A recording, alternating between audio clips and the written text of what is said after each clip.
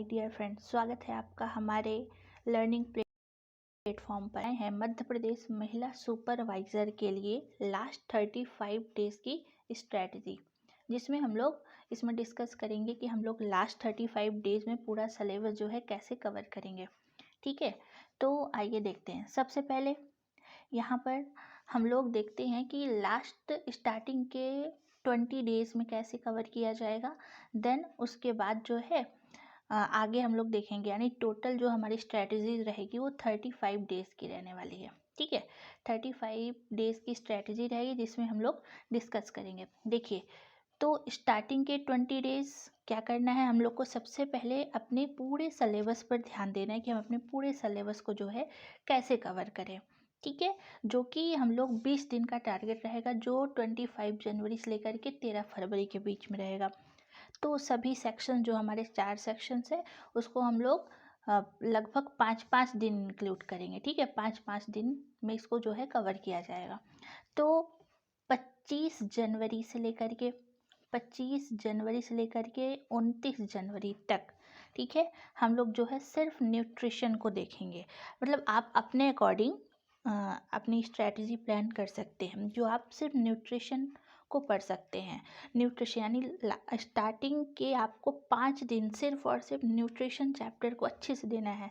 आपको जो भी आपके पास जो भी बुक अवेलेबल हो, जो सोर्सेज हो, जो नोट्स हो, या फिर जो यूट्यूब पे जो वीडियोस देख रहे हो, या फिर जिन्होंने जो कोर्स लिया है, वो सिर्फ अपना स्टार्टिंग के 5 डेज पूरा एकदम निचोड़ जो है सुबह शाम दिन रात सिर्फ आप अच्छे से न्यूट्रिशन को कवर करेंगे एकदम डीप में। ठीक है, पूरे तरीके से। साथ ही एमसीक्यू, सिलेबस, नोट्स सारी कुछ, और आपको शॉर्ट नोट्स भी बना लेना है। यहाँ पे सिर्फ न्यूट्रिशन आपको स्टार्टिंग के 5 डेज देने हैं। और इसके साथ ही साथ हम लोग लास्ट में देखेंगे कि इसके साथ साथ हमें और क्या करना है। ठीक है, फिर अगला जो 5 दिन रहेगा, यानी कि 30 जनवरी से लेकर के 3 फरवरी के बीच में, वो सेकेंड जो 5 डेज रहेगा उसमें हम लोग जो हमारा सीडीपी है, बच्चों की प्राथमिक देखभाल वाला जो सेक्शन है, ठीक है, जो 45 नंबर का है, इसको आपको पूरी तरीके से 5 दिन देने हैं। ठीक है, सेकंड वाले में 5 दिन, यानी कि इसमें आपको सिर्फ पूरी तरीके से आपको बच्चे की प्रारंभिक शिशु देखभाल, जो बाल विकास है, शाला पूर्व शिक्षा परिचय है, सारा कुछ इसमें आपको कवर करना है 5 डेज़ में। फिर आपको 4 फरवरी से लेकर के 8 फरवरी अगला 5 दिन जो रहेगा वो आपको देना है किसमें, आपका जो सामान्य ज्ञान है यानी जनरल स्टडी है, उस पर फोकस करना है। ठीक है, अगले सामान्य ज्ञान जो है हमारा पूरा 5 दिन उसको देना है।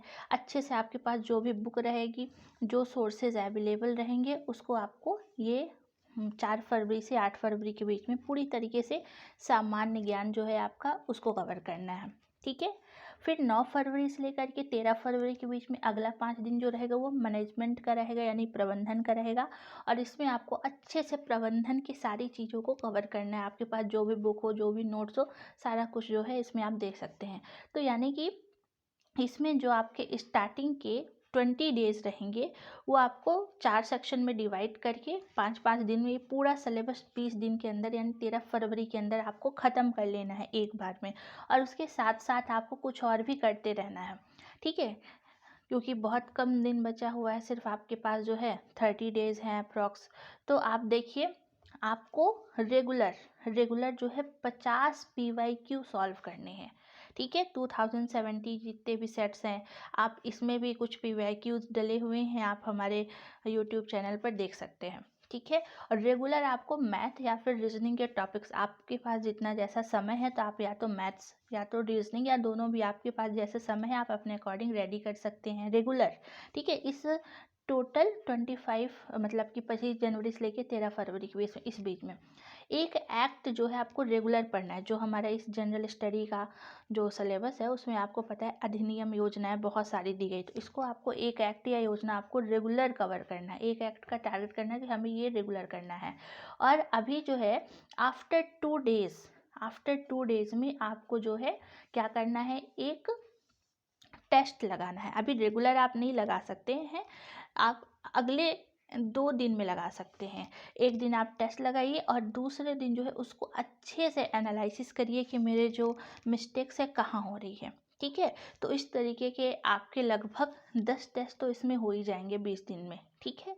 तो ये आपको आफ्टर 2 डेज एक टेस्ट ज़रूर आपको लगाना है। और इसलिए आफ्टर 2 डेज, क्योंकि महिलाएं हैं उनको कम समय मिलता है, तो आप उसको दूसरे दिन, क्योंकि जितना ज़्यादा ज़रूरी टेस्ट लगाना है उससे ज़्यादा इम्पॉर्टेंट है हमें अगले दिन जो है एनालिसिस करना। तो आपको अगले दिन जो है बहुत अच्छे तरीके से एनालिसिस करना है। तो ये जो प्लान है हमारा कब का है, ये 20 डेज़ का प्लान है, ठीक है। तो आपको ये करना है, स्टार्टिंग के 20 डेज़ में आपको एक बार अपने सिलेबस को अच्छे से कवर कर लेना है इस दिन के अंदर, यानी कि 20 दिनों के अंदर 25 जनवरी से लेकर के 13 फरवरी के बीच में पूरा सिलेबस एक बार हो जाना चाहिए पूरी तरह से, ठीक है।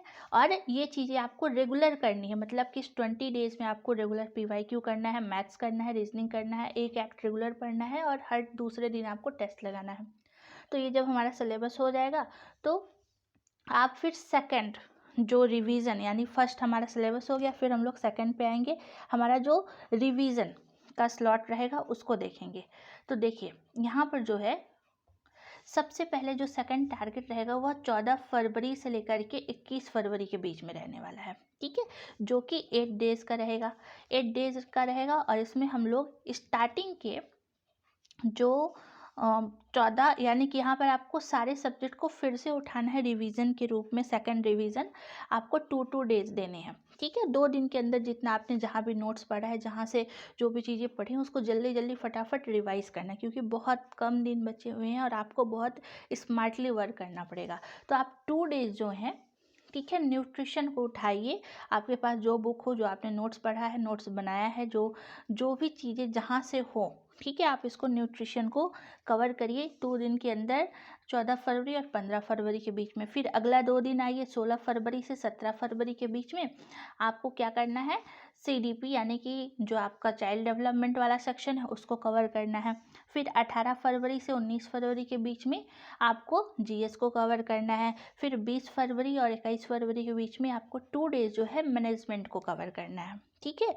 ये आपको रेगुलर, मतलब सेकंड रिवीजन में आपको 8 दिन ये लगातार ये फिर से चारों सब्जेक्ट जो हैं इसको आपको कवर करना है, ठीक है। ये रेगुलर होना चाहिए। ये सेकंड रिवीजन हम लोग का रहेगा और बहुत तेज़ी से 2-2 दिन का स्लॉट बनाइए और इसको कवर करिए। और उसके साथ साथ जो हम लोग मैथ्स और रीजनिंग कर रहे थे वो आपको लेके चलना है, ठीक है। आपको अब यहाँ पे जो 8 दिन ये आप रेगुलर मॉक लगाना है, डेली मॉक जो है, क्योंकि PYQ लगभग अप्रॉक्स सारे कवर हो जाएंगे, उसका रिवाइज भी हो जाएगा। आपको एक मॉक जो है रेगुलर लगाना है, उसके साथ साथ उसका एनालिसिस भी उसी दिन करना है, ठीक है। और PYQ का भी आप रिवाइज कर सकते हैं। मैथ्स जो है वो भी आपको, मैथ्स और रीजनिंग तो रेगुलर लेके ही चलना रहेगा। 1 घंटे का समय निकालिए और या तो आप मैथ्स या रीजनिंग, जैसे जिसके पास जो समय है आप उसको रिवाइज करिए, आपने जो पिछले कवर किया है।